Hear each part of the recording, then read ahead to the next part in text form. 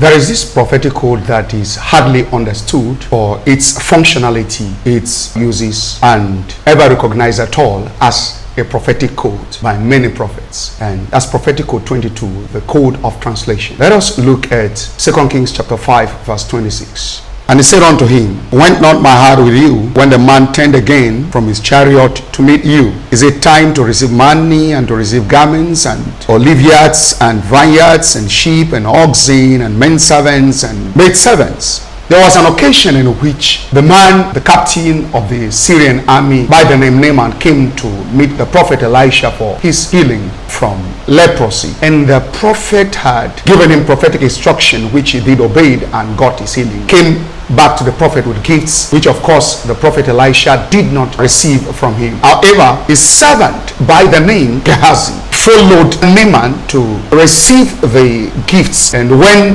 Gehazi returned, the man of God asked him where he was coming from, and Gehazi lied to the prophet. Your servant had gone nowhere. And the prophet made it clear that he was there when Naaman turned from his chariot to meet the man Gehazi and to listen to the lies of Gehazi, which he put forward in order to receive presents because of his greed. My concern here is in the statement made by the prophet where he said, I was there with you. Meanwhile, the prophet Elisha was in his courtyard. How come the same Elisha was with Gehazi and Naaman on the way? And Gehazi didn't see him, Naaman didn't see him, but Elisha was there while the process of the deceitful transaction between Gehazi and Naaman was taking place. It was because a particular prophetic code that Elisha the prophet had mastery with was engaged, and that's the code of translation. Here I come. The prophetic code number 22, which happens to be the code of translation, is the code that offers the prophet the vehicle for translation from the physical realm to the spiritual realm. It also offers the prophet the vehicle of translation physically from one location to another location. It is seldom understood as to how this prophetic code is being engaged. This prophetic code in most cases serves as a vehicle that transports the prophet before the engagement of several other prophetic codes in the bid to prophesy the mind of God to his people. But it is very, very important to isolate this distinct phenomenon as a prophetic code so that the prophet engaging it will know what exactly he is doing and then be able to tap into the related or relevant prophetic codes that can work pari passu with this prophetic code. In this case of Gehazi and Elisha, Elisha used this prophetic code to dictate what his servant was doing behind him. So each time this prophetic code of translation is being engaged by a prophet, he is either trying to dictate what people are doing behind him, his associates or congregants or relatives and so on and so forth. You can be translated by the Spirit of God from your present location to a distinct location in order to witness things that are happening at that location to which you have been translated and by implication transported or translocated. You appear there, you witness whatever is happening there as an eyewitness, not like somebody told you or you stood here to perceive. No, you were there or you are there at the specific location where the prophetic transaction which you are to prophesy about, it's taking place. Beyond this use, it is engaged to prophesy with clarity. How do I mean? I may be prophesying to you and I want to sort of become keenly acquainted with what else I'm prophesying about you with a deeper depth of forensic activity. At such point, it will impress in my spirit to be translocated from where I am to where the particular issue concerning which I'm about to prophesy to you actually took place or is taking place, so that I can be right there and give you the exact features of what's happening there. And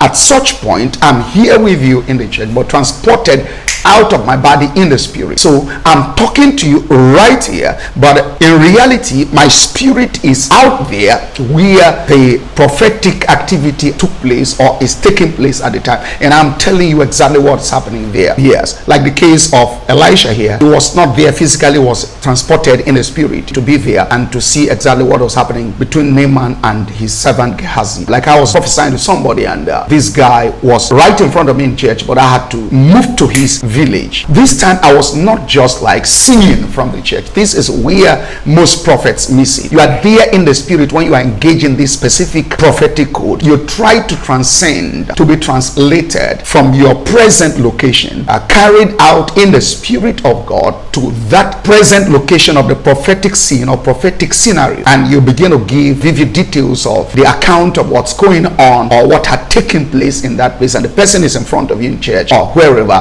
and the person is saying you are 100% accurate. It's because you engage this prophetic code. There's something else about this prophetic code I want to bring up here. Aside using it to track prophetic scene and then appearing there in the realm of the spirit and beginning to prophesy, the specific engagement of this prophetic code as you appear in that compound in the realm of the spirit, whilst here in the church prophesying, you are able to see perhaps a tomb there that happened to be the tomb of the forefather, maybe to the 8th generation. Now you want to prophesy about that tomb or grave. You at this point are going to be engaging prophetic code 8, which is the code of the perpendicular, in order to be able to prophesy beyond that 8th generation, or as far back as and with clarity into that 8th generation of specific details that took place there, perhaps that had affected the present generation to whom you are prophesying. Meanwhile, you started out the journey with prophetic code 22, which is the code of translation. So the third purpose of engaging prophetic code 22, which is the code of translation, is to aid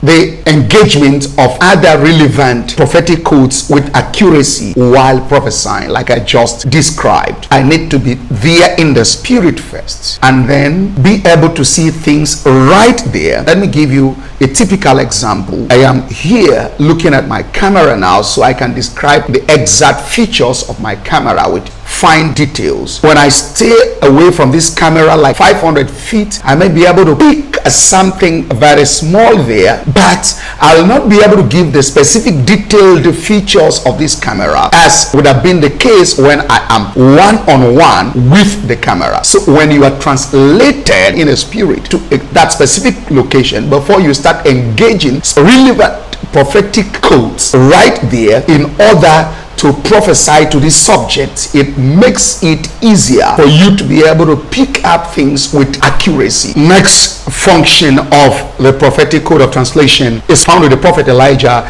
in 1 Kings chapter 18 and verse 10 to 12. Here, Elijah the prophet had appeared to the man Obadiah, who happened to be a man of God too, working under Ahab, the king of Israel at the time. And Elijah had said, go tell your master Ahab that Elijah the prophet is here. And Obadiah told him that as the Lord your God lives, there is no nation to which my master Ahab hasn't gone in search of you. And when they say they can't find Elijah, it makes those kingdom or king to swear by their God that you are actually not there. And he was saying that I should go and tell Ahab that Elijah is here. Now, if I depart from you, the Spirit of the Lord will take you to who knows where. And when Ahab comes, it will be like I had deceived him and he will kill me. So he put him alive in danger. Then Elijah reassured him that he wasn't going to disappear. He had come and is going to show himself to Ahab that day. It was then that Obadiah was consented to go to inform Ahab that Elijah the prophet had appeared. The point here is Obadiah was acquainted with the nature of activities of the prophet in his ability to be transported spiritually. So Obadiah said, the Spirit of the Lord will take you to who knows where, and when I come back with the king, will not find you. The engagement of this prophetic code here by the prophet Elijah is to escape from danger. This prophetic code enables the prophet to be transported away from danger supernaturally, and this is in a bodily form. In this case of Elijah, he is being transported physically. God still uses that method to protect his servants. There is this instance given by Bishop David Oyedepo. He said that he was driving a car with his team in those days, and here was a truck in front of him, and it was a very narrow bridge, just the size of one vehicle. He was head down with this truck on the bridge. He didn't know how he managed to appear behind take the truck across the bridge. So he was translated with his men and the vehicle physically to the other side of the bridge without being harmed. Another relevant example was seen where the disciples of Jesus were crossing to the other side just after they had rowed 3 to 4 miles, as presented in John 6:21. There was a great storm in the ocean, and the apostles were struggling with the storm in the middle of the sea,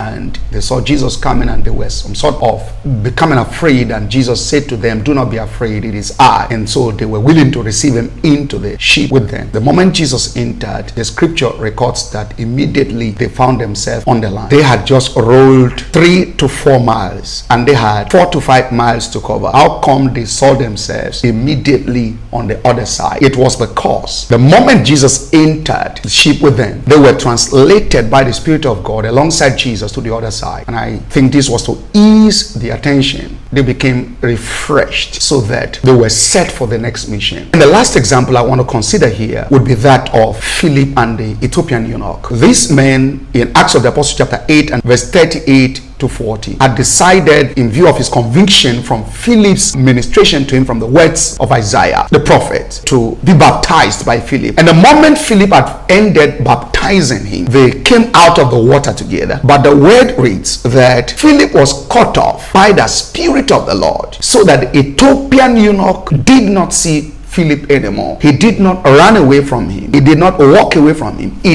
disappeared literally right there. Then the word added that Philip found himself in a place called Azotus. God decided to use this specific supernatural means of transportation for the man Philip, who happened to be a man filled with the Spirit of God and faith, to go to minister at a different region. So the transportation here, or translation we're talking about here, in summary, are in two forms. Either you are being translated in the spirit whilst your body is here. Now your spirit is superimposed on your physics, and so you are here prophesying, but your spirit is somewhere else. But you manage to be able to prophesy by superimposition, by way of picking the frequency of the operation that is taking place out there in the realm of the spirit. Or you have been transported physically from one location to the other location, like was with the case of Philip, Elijah, and Jesus. Spiritually, like was with the case of Elisha, who said, "Was I not there with you?" A key to activating this prophetic code is in the engagement of prophetic code 16, which happens to be the code of shadow. I want to make you understand that you must be versatile with prophetic code 16 before you can operate prophetic code